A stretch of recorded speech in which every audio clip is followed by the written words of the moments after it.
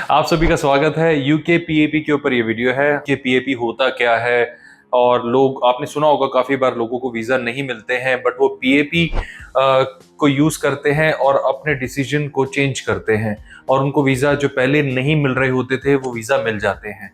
तो आपके क्वेश्चंस आते हैं, पीएपी क्या होता है, इसे कौन लगा सकता है, क्या इसकी कोई एलिजिबिलिटी है, ये एक्चुअल में कंसेप्ट क्या है। मोटा मोटा लोगों ने सुना तो हुआ है पीएपी पीएपी, बट ये होता क्या है। तो इस छोटी सी वीडियो में हम ये सारा डिस्कस करने वाले हैं, तो आप इस वीडियो को एंड तक देखें, ये आपको कंसेप्ट एकदम क्लियर हो जाएगा। और उसके बाद अगर आप पीएपी फाइल करना चाहते हैं तो कर सकते हैं। देखिए, सबसे पहली एलिजिबिलिटी है कि आपके पास वीजा रिफ्यूजल होना चाहिए, राइट। यानी अगर किसी का यूके वीजा रिफ्यूज हुआ है तो सिर्फ वही पीएपी डाल सकता है। अब पीएपी होता क्या है? पीएपी होता है प्री एक्शन प्रोटोकॉल। देखिए, आप इसे एक तरह से समझें कि एक ऐसा एनालॉग है जो मीडिएशन में डील करता है। यानी दो पार्टीज हैं, वो एक दूसरे से डिसएग्री करती हैं और उसको लीगल एक्शन के लिए बोलती हैं कि we are going to take action against you, और ऐसे ऐसे। ब्रिटिश ज्यूरिसडिक्शन में कोर्ट क्या करता है, उनको एक तरह से प्री एक्शन प्रोटोकॉल का एक मौका देता है कि ठीक है, आप एक काम करें, पहले प्री एक्शन प्रोटोकॉल डालें और देखें कि आपके बीच में कुछ सेटलमेंट होती है कि नहीं होती है, राइट। तो एक्चुअल में देखा जाए तो पूरी तरीके से ज्यूरिसडिक्शन इसमें इन्वॉल्व नहीं होती, बट ये लीगल प्रोसेस होता है, पूरी तरीके से लीगल होता है। अब प्री एक्शन प्रोटोकॉल इसको फॉलो किया जाता है जिसमें आप इको, यानी जो आपका एंट्री क्लियरेंस ऑफिसर था, यूजुअली क्या है कि यूके वीजा को आमतौर पे एंट्री क्लियरेंस बोला जाता है जब से इनका ब्रेक्सिट हुआ है। तो उसमें इको ऑफिसर होता है जो आपको अप्रूवल या डिसअप्रूवल देता है। तो आप डिसअप्रूवल मिलने पर जब आप पीएपी फाइल करते हैं तो यूजुअली आप जो चैलेंज करते हैं वो इको के डिसीजन को चैलेंज करते हैं।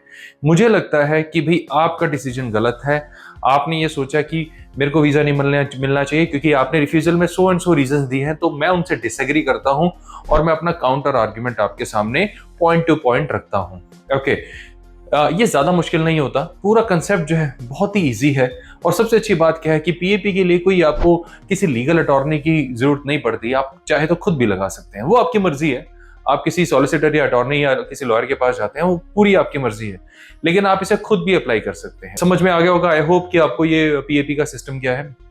पीएपी उसको फाइल करना चाहिए जिसको लगता है कि उसके रिफ्यूजल के रीजंस अनफेयर हैं, उसके रिफ्यूजल के रीजन जो लिख के आए हुए हैं रिफ्यूजल लेटर के ऊपर वो मेल ही नहीं खाते। जैसे कभी कभी ऐसा भी आपने देखा होगा, रिफ्यूजल पे लिखा हुआ है कि आपने जी अपनी 15 लाख की आईटीआर बताई है, लेकिन आपकी जो अकाउंट स्टेटमेंट है सो एंड सो इस नंबर की, उसमें तो हमें ऐसा कुछ नहीं दिखता। और आपकी जो आईटीआर थी 15 की नहीं, 6 लाख की थी, 7 लाख की थी। तो यहाँ पर क्या है कि डेटा मिसमैच होता है। ऐसे केस में ई को हमेशा लगाना चाहिए, राइट। अगर आपको लगता है कि आपका डेटा मिसमैच हुआ है तो इस अपॉर्चुनिटी को आप चाहे तो यूज कर सकते हैं। अगर इकलौता यही रीजन है तो, अगर उसमें मल्टीपल रीजन है तो सारे रीजन को एड्रेस करना आपकी जिम्मेदारी बनती है। और अगर दूसरे रीजन लिखे हैं कि भाई आपने लिखा कि आप मैरिड है, बट यहाँ पर ऐसा कोई प्रूफ नहीं है, और एक्चुअल में वीजा फॉर्म पे आपने सिंगल लिखा था और मैरिड का कहीं कोई जिक्र नहीं है, तो उस केस में भी आप बोल सकते हैं। यानी आपको लगता है कि उनका डिसीजन अगर फेयर नहीं है और वो कहीं ना कहीं कंफ्यूजन में या गलती से वो आपका वीजा रिफ्यूज करके बैठे हैं, तो आप पीएपी फाइल कर सकते हैं। अगर आपको लगता है कि आपकी प्रोफाइल एकदम कंप्लीट थी, आपके जाने का पर्पस एकदम नेचुरल, एकदम जेन्युइन था, और वहां पे ऑफिसर ने कुछ गलत कैलकुलेशन करके आपको वीजा डिनाई किया है, तो भी आप चैलेंज कर सकते हैं। अब चैलेंज कौन नहीं कर सकता? आपको तब नहीं करना चाहिए जब आपको लगता है कि जो रीजंस ऑफ रिफ्यूजल्स हैं दे आर एक्चुअल जेन्युइन, या फिर उनमें कुछ भी सच्चाई है।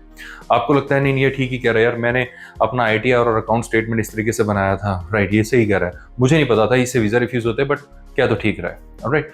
ऐसा कुछ भी है तो आपको नहीं करना चाहिए। कोई डॉक्यूमेंट आपने मिस कर दिया और आपको लगता है मैं पीएपी के साथ उसे अटैच करके दोबारा अप्लाई कर दूंगा, वो भी आप नहीं कर सकते। आपको पीएपी जो आपका केस सबमिट हुआ था सिर्फ उसी के बिना पर आप डिसीजन चैलेंज कर सकते हैं। इसमें कोई भी नई चीज आप ऐड नहीं कर सकते। अगर आप नई चीज ऐड करना चाहते हैं तो उसके लिए आप नई फाइलिंग कर सकते हैं, ऑलराइट। तो इस तरीके से आप अपने जज खुद बनिए। अगर आपको कंफ्यूजन है कि मुझे पीएपी ट्राई करना चाहिए कि नहीं करना चाहिए, तो उसमें आप हमें भी कॉन्टैक्ट कर सकते हैं।